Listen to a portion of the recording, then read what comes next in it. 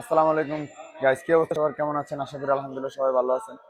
তো গাইজ, আমি আছি এখন লেভেল 7-এ আমাদের ইলেকট্রিক রুমে কাজ চলতেছে জুন শীট 5 এর মধ্যে। শীট 5 এর ইলেকট্রিক রুমে টু মাচ প্রবলেম ছিল আসলে।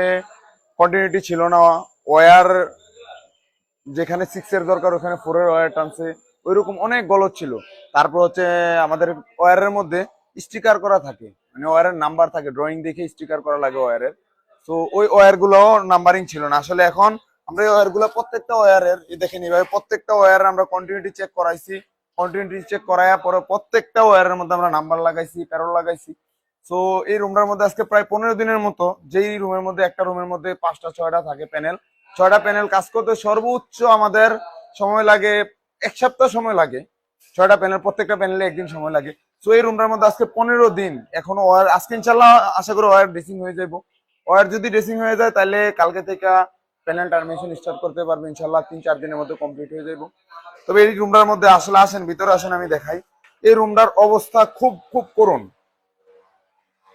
খুব করুণ ছিল। এখন তো যাক নাম্বার দেখা যাইতেছে, আসলে এই নাম্বার গুলো দেখা গেছে না। যে নাম্বার গুলো এখন দেখা যাইতেছে এগুলো দেখা যায়, উপরের দিকের অবস্থা দেখেন। ইনশাল্লাহ এটার ফাইনাল লুকও আপনাদেরকে দেখাবো যে আসলে আমাদের ইমাম ভাই কিভাবে ওয়্যারগুলো ড্রেসিং করে, কিভাবে কি করে। ইনশাল্লাহ ফাইনাল লুক আপনাদেরকে দেখাবো। তো এই কথা রইলো, ফাইনাল